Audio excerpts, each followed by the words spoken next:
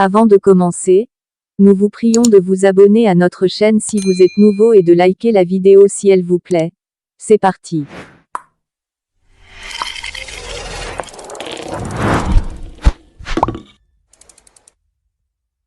Bonjour à tous, aujourd'hui nous allons vous montrer ce qui se passe dans la tête d'un homme quand il est amoureux.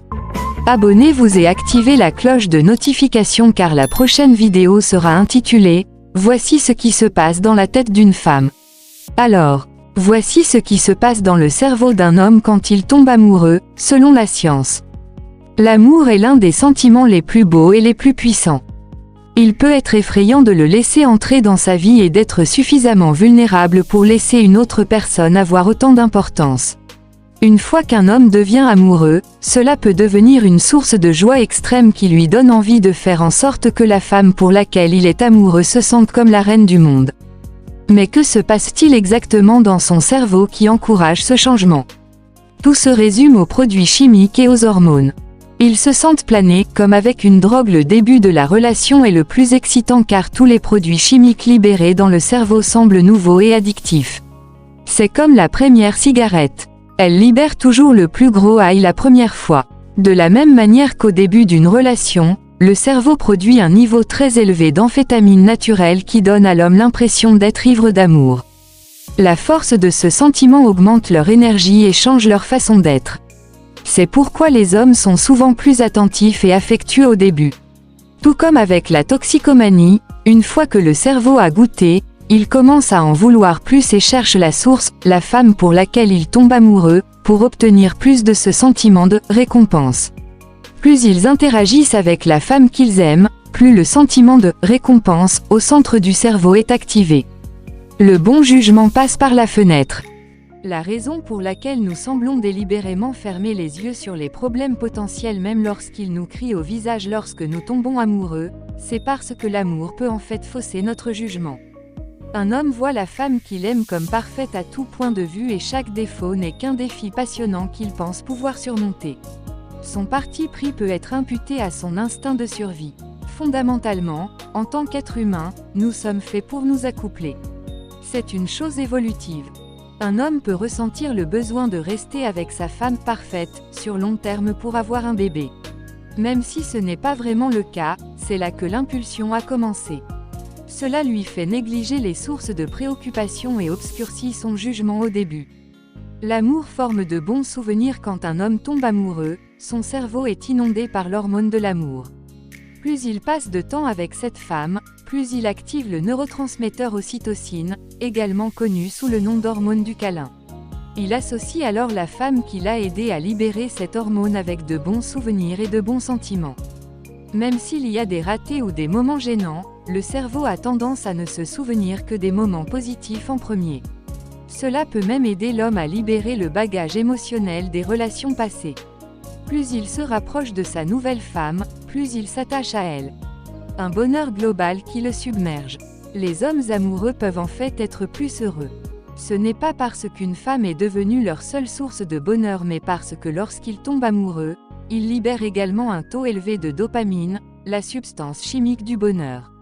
Ce produit chimique a le pouvoir de donner à une personne l'impression d'être dans un état d'euphorie. Cela peut même augmenter leur tolérance à la douleur. Plus une personne libère de la dopamine, plus il est facile d'accéder à une mentalité positive et d'avoir de l'espoir. La dopamine est également responsable des effets physiques de l'amour tels que les papillons qu'il ressent dans le ventre, le cœur qui s'emballe et les mains moites. Ce ne sont que le reflet de son attirance pour la femme qu'il désire. Les hommes tomberaient amoureux plus vite que les femmes. Contrairement aux idées reçues, les hommes ont en fait tendance à tomber amoureux plus rapidement que les femmes. Cela a beaucoup à voir avec les rôles de genre. Les hommes apprennent à faire le premier pas et à s'investir suffisamment pour séduire et courtiser la femme qu'ils désirent tandis que les femmes sont souvent plus timides au début pour permettre aux hommes le plaisir de la séduction. Les femmes ont l'impression qu'elles doivent être méritées, tandis que les hommes ont l'impression de devoir répondre à une certaine attente. Cela incite les hommes à faire le premier pas et afficher leur virilité. Alors que la société s'éloigne lentement de ces rôles de genre, les effets sont toujours en place. Les femmes cherchent à créer plus de liens pour tomber amoureuses car elles mettent plus de temps à décider si un homme conviendra à un homme tandis que les hommes continuent d'essayer de faire le premier pas. Mais les hommes ressentent moins de douleur en amour que les femmes. Il s'avère que l'amour est puissant, qu'il peut avoir un effet direct sur les récepteurs de la douleur et réduire physiquement la douleur. Selon un neuroscientifique de l'Université de l'Alabama, l'amour est si puissant que lors de tests en laboratoire, il réduit la douleur de moitié, déclare le Dr Jared Younger, PhD. Il le fait en envoyant des messages à la moelle épinière pour bloquer les messages de douleur avant qu'ils n'atteignent le cerveau. Mais la nature est bien faite, l'effet est encore plus fort pour les hommes que pour les femmes, au cas où ils tombent amoureux en premier et que cela ne serait pas réciproque. Mais tout change avec le temps.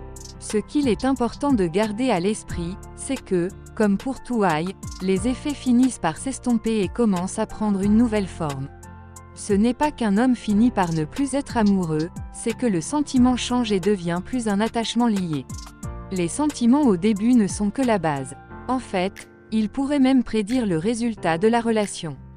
Les chercheurs ont découvert que les scanners cérébraux au début de la relation pourraient prédire qui sera toujours dans une relation solide 40 mois plus tard, car, avec le temps, la chimie du cerveau chez les hommes peut changer à mesure que la relation passe d'une relation intensément passionnée à une relation plus familière et confortable, et intime. Il est possible de rester amoureux pour toujours. Cela ne veut pas dire que certaines personnes ne restent pas passionnément amoureuses pendant des années si elles sont capables d'activer les zones de récompense du cerveau encore et encore. Cela peut être fait en créant des expériences positives et en partant à l'aventure ensemble. Dans toute relation, regardez toujours ce que vous ressentez et demandez-vous, qu'est-ce que cette personne vous fait vous aimer davantage? Voulez-vous vieillir avec elle? L'amour c'est plus que des bisous et des papillons, c'est bien plus que ça. Voilà, c'est tout pour cette vidéo. Dites-nous ce que vous pensez de cette expérience scientifique en commentaire et moi je vous dis à bientôt.